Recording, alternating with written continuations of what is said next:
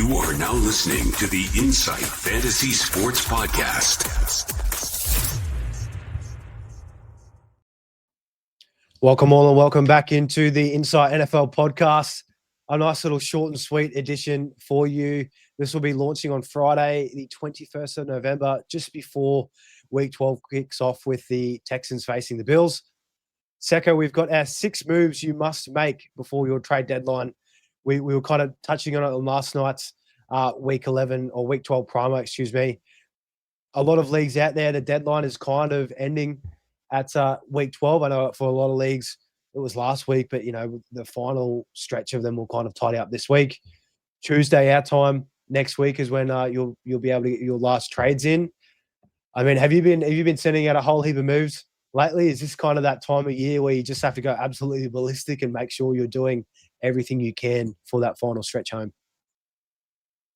Absolutely, mate. It's we're down to the last sort of most trade deadlines are sort of come the end of Monday Night Football in week 12. So we're sort of down to the last 4 or 5 days to make some trades. I made a trade last night. Not a spectacular one. I was fishing around for some Jameer Gibbs into my life, but had to settle for his quarterback instead. But yeah, it's always good. I've thrown a few around on sort of all my leagues that still are active. Some of them are closed, but if they are open, these must make moves are definitely ones that can help you go a long way to winning it all, which is what we're trying to do here at Inside is help everyone to win the championship. If not, get all the way as far as you can go with what you've got. Because really in fantasy football, you just want to really try and get yourself into those playoffs. Once you can do that, magical things can happen if you're a poor performing team up to that stretch. As long as you get in there, you could run home and ride off into the sunset with a win. 3 weeks of regular season left to go. Weeks 15 through 17 will be most likely the playoffs for everybody. If you do have the finals in week 18, leave that league. You do not want to have that. There'll be too many teams sitting out players at that final game, and you'll just be pulling your hair out. We did drop an edition of this last week. We had our must make moves before that. If you didn't see that, make sure to check that out along with our previous shows this week. All the links will be in the description below for you. Kicking things off, Secko, we've got a very nice list here. We'll start off with your first one as a more balanced approach because I've gone super heavily into one position. But who do you have to kick things off in our moves you must make before the trade deadline? Well, my first must-make move is a guy that I've actually grown a lot on personally, and I can see a way forward. And the best thing about it is on the eve of the trade deadline, I think he's still quite gettable, and that's Jalen Waddle. Now, it really is the perfect time value-wise, I think, to get him. He's on a bye this week, so the team that has him, if they need to start winning, this is obviously a primo trade if you're in a good position entering week 12. If you're battling, you're 5 and 6, or even 6 and 5, and you sort of need to win um, to lock up your playoff spots. Maybe not so much, but if you're in a position where you're looking likely to make playoffs, or you're at the pointy end of your ladder, this is the guy. He's had a bad game. He's going on bye. Tua's been god awful, yet he's still come through in the last 4 weeks with wide receiver 5, 25, and 13 finishes. He had wide receiver 38 last week. It was just a weird, horrible game in Spain. One of those strange ones that pop up every now and then, European games. But outside of that, Waddle's been a top 24, top 25 receiver. He's been a borderline number one or a wide receiver one in 2 of the 3. So he's looking great. And on top of that, the remaining schedule after his bye, he's got a couple of average games, not great, but weeks 15 to 17, Steelers we highlighted last night. They're a massive plus matchup to wide receivers. Bengals, we've mentioned it time and time again. Fantastic matchup that even Tua can exploit. And then the Bucks, and the Bucks really are the team that you throw on. We saw the Bills last week. Even though Josh Allen's got no one to throw to, he still found a way to throw 3 touchdowns. So it's a situation. Waddle's the only guy in town. There's no other receivers. Like Washington, there's a bunch of guys. I think is Chosen Anderson still there? Darren Waller's not due back just yet. it's just going to be wheels up for Waddle. And the final cherry on top is we know the Dolphins D is horrendous, and they're going to have to be passing a lot, even in these matchups. These matchups are great because they're good offenses as well. So, or decent offenses and exploitable defenses. So, Tua's going to have to be throwing. Um, Waddle's the only guy I can see him having a massive, massive run all the way through the playoffs, 15, 16, 17 plus matchups. He's a guy I'd be willing to overpay for, really. I mean, it's the perfect storm for Jalen Waddle. That final 3-week stretch in Pittsburgh, Cincy, and Tampa, that alone is overpaying for. But you just given the situation, like you touched on, we love offenses that have terrible defenses, more shootout potential. You spoke about Tua last week in our must-make moves as a quarterback play. Goes hand in hand with his number one receiver. He's only 26, an even better opportunity now to buy on the buy and off a down week up against the Commanders last week in Spain. So yeah, Secko, this is a phenomenal one. I'm actually looking. You don't have him in our Creators Championship, so I think I might try and throw some trades out shortly. Maybe while you're going up your next one, try and get ahead of the curve while you're talking I there. did trade for him. I did trade for him in another league where I got Lamar and Jalen Waddle in return for Mahomes, Jalen Warren, and Tedderell McMillan. So um, yeah, I was pretty happy. I feel like it was fair value. I feel like I paid plenty, but I think Lamar and Jalen Waddle are probably two of the best to own for the next 6 weeks. So pretty pumped. Absolutely. He could be a true league winner down the stretch. Starting things off, Secko, as per usual, we love to see it. My first name here, and I'll go straight at the gate. I've got 3 running backs as my must moves to make. This point of the year, you can never get enough running back help, even, with 3 weeks of the regular season left and those playoffs. I remember last year for me, I was just struggling at running back in a couple of my leagues, and that's what really weighed me down. So this year, I'm learning from my losses last year. I'm absolutely hammering running backs. And to kick things off, I've kind of got 3 layers. The easiest guy that I think you'd be able to acquire in this position, Alvin Kamara. Now, Alvin Kamara, we had high hopes for him to start off the year. He was the clear number one option there for the Saints. He had so much receiving work. We were optimistic that the Saints were going to be losing a lot of games and the defense was going to be horrid, which we love. More checkdowns for Kamara, especially in that PPR format. That's the stuff that we dreamed of. He really let us down to start the year, thanks to Spencer Rattler. Kellen Moore, the fresh head coach there at New Orleans, kind of finding his footing, did not weigh well for Kamara to kick things off. First couple of weeks weren't too bad, over 12 fantasy points in each, but then he just fell off a cliff. 6 points, 9 points, 7 points, 10 points, and then it got super ugly. 4 points, 5.5, and then 0.2 before he performed in week 10, put up 13 points there with his season high carries in 22 in Carolina in week 10 before the bye.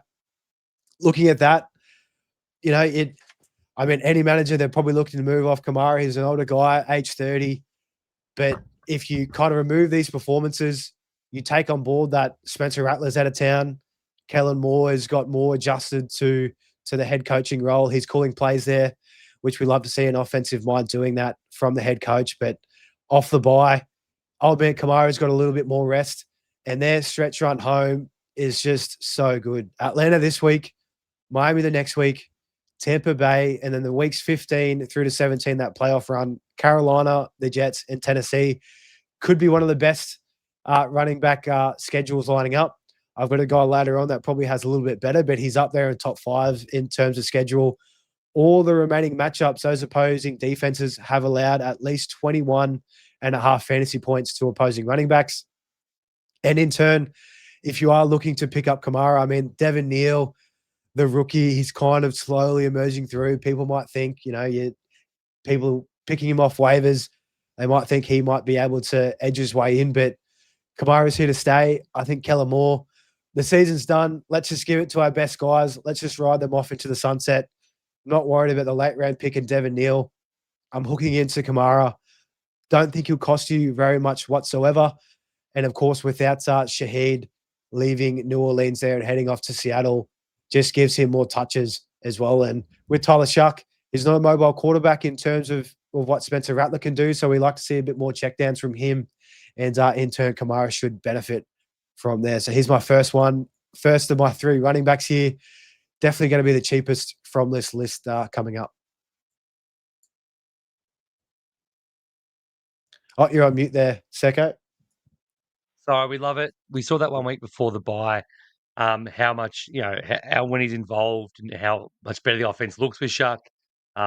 He got the third most amount of targets out of the backfield and 22 carries, he had 25 total opportunities. So and 115 yards. Every chance that run you just read out, 15 to 17, similar to the Waddle run for receivers, is about as good as it can get. So as long as he stays upright, I think he's going to completely smash. It's been a hard own, but I think to your point, the owner's going to probably be pretty happy to get rid of him if you come with a shiny offer, which doesn't have to be too expensive. Yeah, and you'd think with the owners too, for Kamara, sorry, Secko. The owners with Kamara at the moment, they're probably not in playoff contention. They might be kind of tinkering on that bottom edge. So, hey, if you can flip them 2 guys, I'd be targeting guys, if they've got an injury in another position, try and package a couple, 2 smaller guys, or even just one guy, maybe a wide receiver that they're lacking of. It's not going to take much to get Kamara. He's not too sexy of a name there at age 30 and currently running back 33 in terms of half PPR. I really see brighter days ahead, but your second must-make move, come on down. I absolutely love this name as well.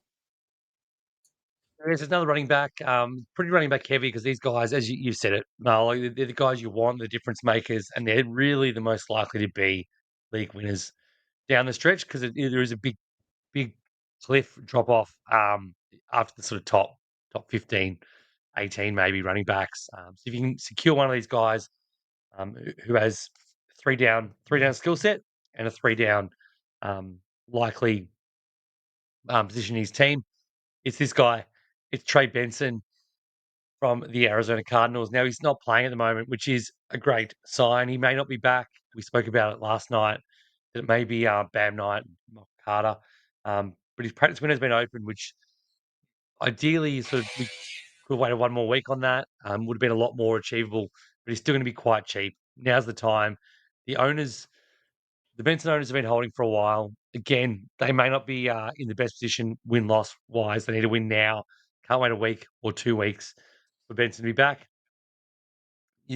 It's they held him thinking he'd be back in week 10, maybe. It's now week 12. He might still not be back.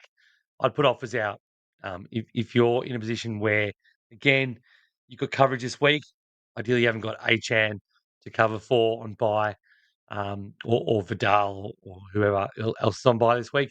If you've got to cover, you can get this guy, wait 1 more week, and then unload him. I think he's going to play every down.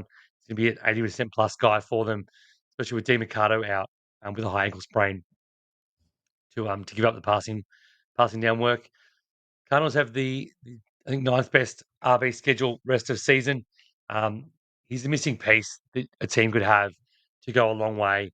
And it's just, again, it's a stretch run. We're going to get probably harping this quite a lot, but we want to get you with the best possible chance once you make the playoffs to dominate. And they've got the matchup against the Falcons in week 16 is a great. It's going to be a plus game script matchup for him. He'll be fully integrated back for a couple of weeks, and then the Bengals week 17. We've said it time and time again. Smash position, high scoring. They just let you into the red zone every opportunity they get, and that's where Benson's going to make his money down the stretch. They want to see what they got out of him as well because he's second-year player on a team where they want to know whether they want to pay him big and retain him long term. With Connor probably done with his career, so I feel like he's going to get every opportunity to show exactly what he's got. Brissett's there, better offense, better position. I think Benson is a guy you can get still pretty cheap, and you can make you go a long, long way to winning everything. Benson, he could be the cheapest one, potentially out of the running backs that we have here. We haven't seen him in 7 weeks. We haven't seen him with Jacoby Brissett, which I think is going to be super sneaky for his receiving upside. Cardinals have been behind in a whole lot of games this year, and especially down that stretch run that you mentioned, they're probably going to be behind in pretty much all of them. So in turn, Trey Benson will be able to get it done in that running back or that rushing game, and I think sneaky upside potential too in that receiving. We really need Benson back. I'm sick of trying to decide if it's Demarcado, if it's Bam Knight, if it's Michael Carter. We just need him back. We need a running back. He's going to be healthy. And I think Seki might have even touched on last night's show that they're probably just giving him extra time at this point of the year to kind of get fully healthy. Is that the way that you kind of see it with Benson? Like, do you expect him to come out the gate swinging when he does start? Yeah, I really do, and that's why I think he won't play this week. To give him yet another week, they've opened the practice window. Generally, they open it and then they practice for 1 week and then they play. I think it's just perfect timing. Week 13, 14, 15. Week 13, 14 is his ramp up time to be really firing. And then 15, 16, 17, great matchups, and he should be fully 100% fit and the focal point of the offense. But they have the Jags this week. He won't play. Tampa, not the greatest. Rams, Houston, they're not great, but they're ramp up games for him. What you want him for is week 16 and 17. So I think if you can acquire him on the cheap, he's a must make move just to shore up, because you don't know what's going to happen as well. There's injuries that happen late in the season every single year. You can think you're sitting pretty with two top 15 running backs right now. If one of them goes out, you start playing Bam Knight. Bam Knight as a backup. Like, it's, you're in trouble. So you want to shore up a spot, get a really solid third option. Benson's cheap. I would go pretty hard for him before the deadline. No doubt. Even in Dynasty as well, throw out some offers there to pick up Benson. And yeah, you said it perfectly. The running back position this point of the year, most volatile, most injury riddled. So I've got another running back for you, Chase Brown. Now, Chase Brown, I was very, very bullish to start the year. Looking back, I actually had in a one quarterback league. He was a top 20 player for myself in my initial rankings before the season kicked off. Super high that usage with the Bengals and how well that offense was last year with Burrow under center. That has been completely derailed with Burrow going out in week 2. I think it was for the Bengals. The whole offense took a massive hit for those multiple weeks with Jake Browning. He looked horrid. Joe Flacco, oh man, Joe stepping in definitely gave those guys some life. We've seen Chase Brown definitely pick things up over the last 4 weeks. 11 points against Pittsburgh in week 7, 24 against the Jets against that weak defense. Chicago, 15 points. And then Pittsburgh again, he had 15 as well. One thing I love about Chase Brown, not only has he started to pick up his efficiency in that running back game, thanks to Joe Flacco being able to actually support the offense and, support the receivers in moving the chains. He gets so much work in that passing down role. Last 2 weeks, 14 targets for 8 catches up against the Bears in week 9, and in week 11 against Pittsburgh, 8 targets for 6 catches. In a PPR, it's just absolute gold. Gives you such a nice floor. You're not, pulling your hair out. A lot of these running backs, if they stink, they can really stink, and it pretty much nukes your week. Chase Brown isn't going to do that. I think he's very safe for at least 10 points as a floor each week as a nice running back 2, even running back 3 option for your squad. Not only this, is he starting to ramp up with Joe Flacco. Joe Burrow is coming back just around the corner, and I think that's just very sneaky upside. It's going to raise the ceiling for the Bengals as a whole. We see how well Chase Brown was producing down that back end stretch with Burrow last year. They're going to slot back in with Burrow under center, hopefully from next week with that Thanksgiving game against the Ravens. Not only that, I had Kamara with my first name. He had 20. His remaining schedule were allowing better than 21.8 fantasy points, mind you, to opposing running backs. Chase Brown's even better. His final stretch home, all the teams are averaging 22 fantasy points against opposing running backs. Baltimore after that. So they've got the Pats this week. Bit of a tougher matchup, but still that receiving game work. I think he'll get some love with Chase out. But from week 13, Baltimore, Buffalo, who have been they're allowing the second most points to opposing running backs. Baltimore again, Miami in week 16, and then Arizona in week 17. So all this in a nutshell, everything is trending in the right direction for Chase Brown. We don't put the super amount of weight in their schedule in the matchups, but it definitely does help down this back end of the stretch. These guys can have big blow up weeks when they do have a friendly matchup. And with Joe Burrow knocking the door, coming back around the corner, this is going to be your final time to pick up Chase Brown if you haven't already. So for me, Chase Brown, again, if I can't get Kamara, I'm moving to Chase Brown. And if I can't get Chase Brown, I'm moving on to the next guy, but we'll get to him after yours, Secko. But how do you feel about Chase Brown here? I mean, yeah, I couldn't be more off with him. He was a top 8 running back for me, but hopefully he can pick that up down the stretch home. I think he was RB8 for me as well, preseason, and look, there's a chance he gets there. That's as crazy as that sounds. If you had have asked us a month ago or 6 weeks ago, he was just the most cut. He was cut in some leagues. He was off waivers in some leagues. So no, great point. He's had 100+ yards in 4 straight games. That's your floor. That's what you're talking about. He's had a heap of catches. He's had 8 catches and 6 catches last 2. That's that run home is phenomenal, and that run home with Joe Burrow changes the whole situation. He could easily be a top 6 running back rest of the season from here on. So 100% behind this. It's good that he's had a chance to turn around. It's great that Joe Burrow's back. And yeah, if you can't get Benson or Kamara, definitely Chase Brown should be on your you must make move list. It's a numbers game. Throw out as many trades as you can, and hopefully one sticks to the wall. And your last one coming up here, Secko. It's nice and deep. It's nice and dirty, and in a position that's an absolute wasteland, you can never have enough help. It's juicy. This guy wouldn't be on the top of many people's lists. He wouldn't be top of their mind either. He may even be someone who's rolling around your waivers because he will be in a lot of 12-team leagues I've looked, and he is on the waivers. Some of those leagues I have McBride and Kittle. I don't really need to dumpster dive, for lack of a better word, for tight ends. But this guy, if you are playing the game where you haven't got one of the top 3 or 4 tight ends, I'm going to say 3, not 4, 3 tight ends, this guy could be an option for you. And his name is Theo Johnson. He's the tight end for the New York Giants. Now he's had a bit of he's been playing, so since sort of Jackson Dart has come in and really become the guy. Theo Johnson's averaging 11.2 PPR points per game. And that's good for tight end 11 on the season straight away. Doesn't sound amazing, but that's over the entirety. This is for a rookie. Don't forget, Theo Johnson's a rookie who they always take a little bit longer to come on. Generally, they come on the second half of the season. And in that span since week 5 that I was talking about, 2 of those games were against Philly. And Philly have been great against tight ends, against pretty much everyone. Probably one of the best defenses against the pass and tight ends in general. You take away those 2 Philly games, don't love always doing, but it's good to take out. They're not playing another Philly. They can't play Philly again. They played them twice.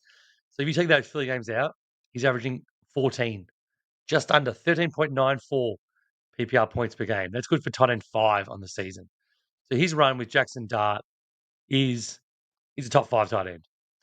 If you take away the Philly games, which again, they're not playing Philly again. Who they are playing though, New England, been great against or been poor against tight ends all year. Washington, possibly the worst defense in the league against the pass. Minnesota, very leaky against the pass. They're sort of probably at the end of their season by that stage. That's week 16. They're probably going to give up and look to next year. And then they got Las Vegas in championship week, who Las Vegas have been easy to score against. Jackson Dart is going to have to also change the way he plays. Well documented, his 4th concussion already. He's going to be back this week, hopefully. But if not, definitely back the week after and for the rest of the year. And look, this guy is going to have to change the way he plays. He's going to have to pass more. And we know he hasn't got neighbours. He's got a bunch of sort of so-so wide receivers. Theo Johnson has a very good case to be number 2 target in this team for Jackson Dart, especially the way he's been when Dart's been in there. So I'm fully confident. The only problem with it is there is a bye week in week 14 coming up for the Giants. So this is another guy, like my other guys, my other must-make moves. You probably need to be in a good position. or be able to cover for that week at least. Having said that, streaming tight end for 1 week in week 14. Hopefully, week 14 is not needed. You're 13-0 going into that week. You've locked up the top seed. The bye week's already locked away, and you can just you can worry about it. Have the loss, but easy to cover for that 1 week. Otherwise, after that, dream run all the way through for Theo Johnson. I think, Secko, the greatest thing, there's a couple good things about Theo Johnson. Only rostered in 44% in sleeper leagues. You could probably pick him off with waivers. Even if you don't, he's not going to cost you much. Even if you've got a good tight end, this sport, it's very, very physical, very contact heavy. I know for me, I've got Kittle in a lot of spots. I'm going to be picking up Theo Johnson where I can because you just never know. Kittle's a physical guy. Injuries happen in this game. If I'm caught in a pinch, gladly throw in Theo Johnson for that final stretch run home. Even better, the Giants' defense is horrid too, so it's going to lend more towards that passing game there, which we absolutely love for fantasy. And Theo Johnson, he's a big beast, 6'6", touchdown threat any given week.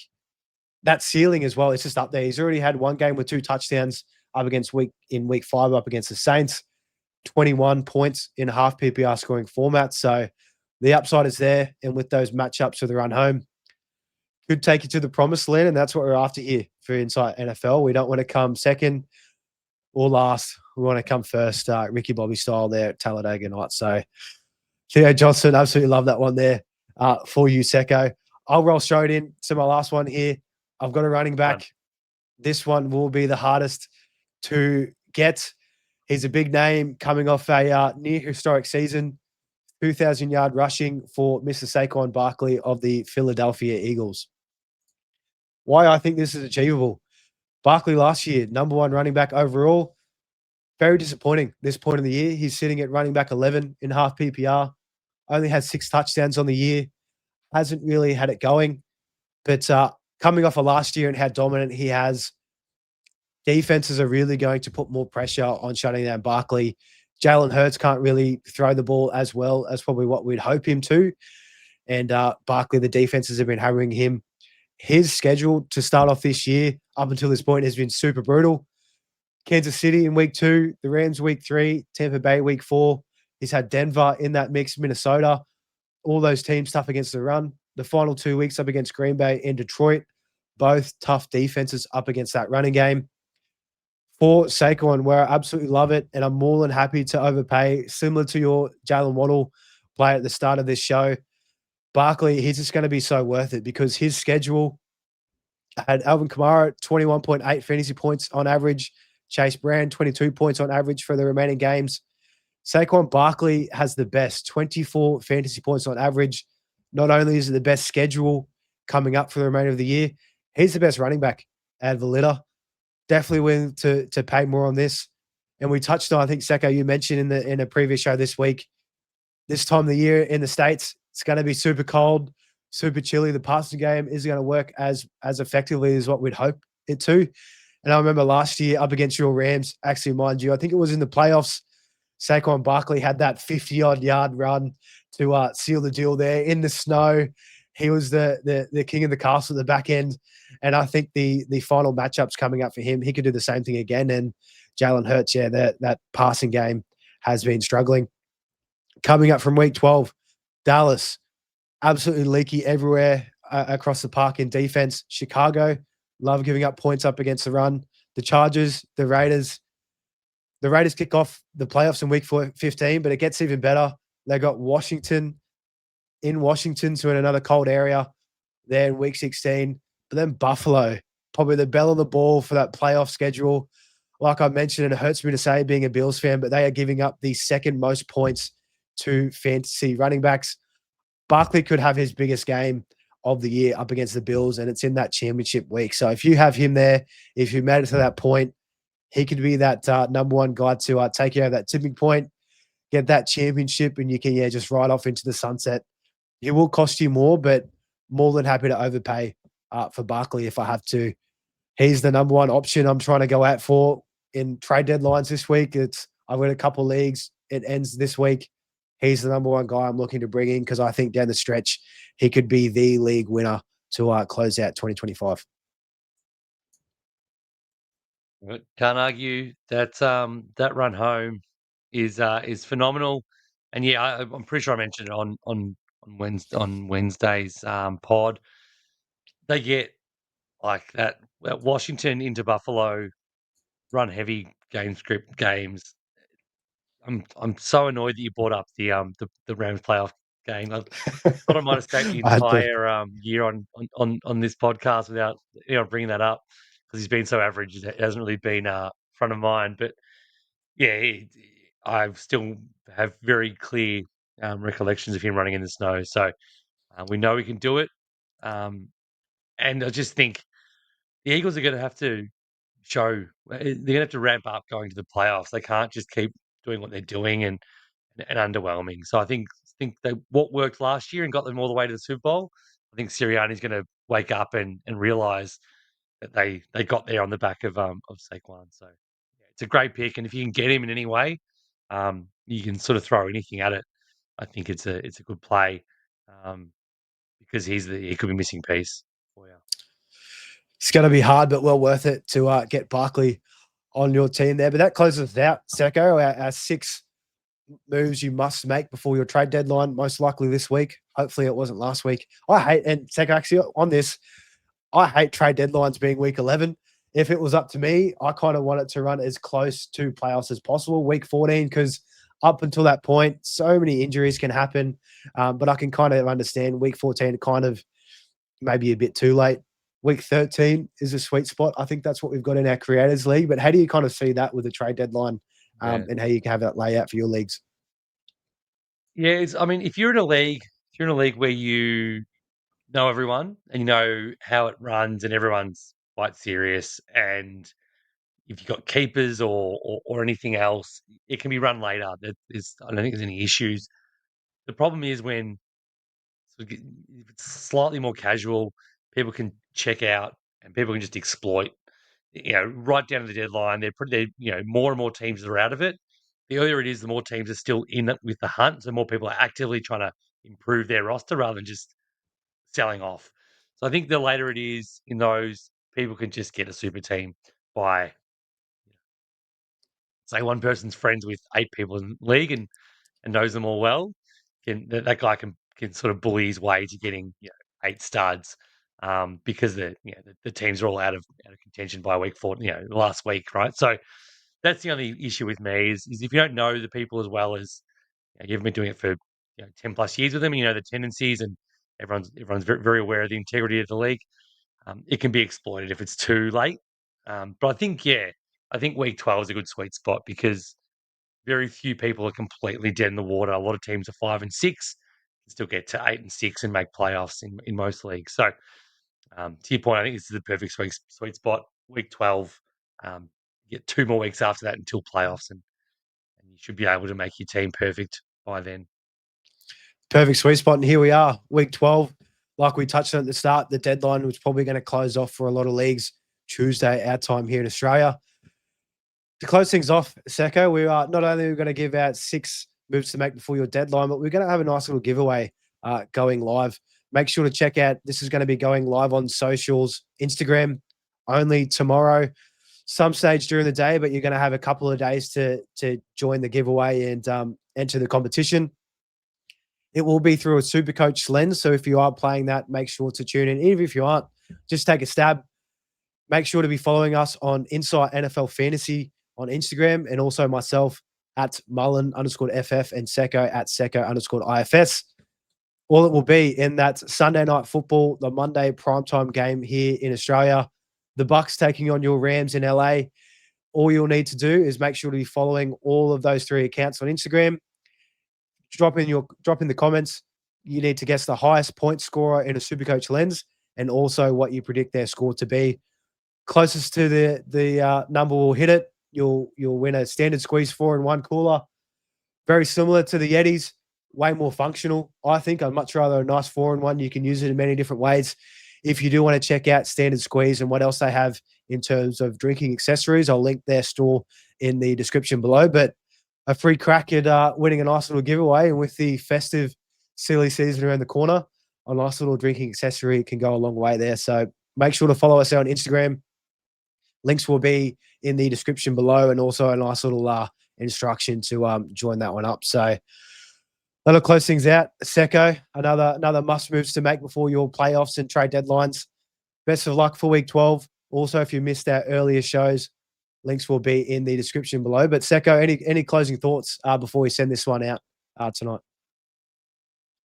No, I've just got to go and try and make some moves before the deadline closes because I'm fortunate to be sort of up in contention in most of my leagues, if not all.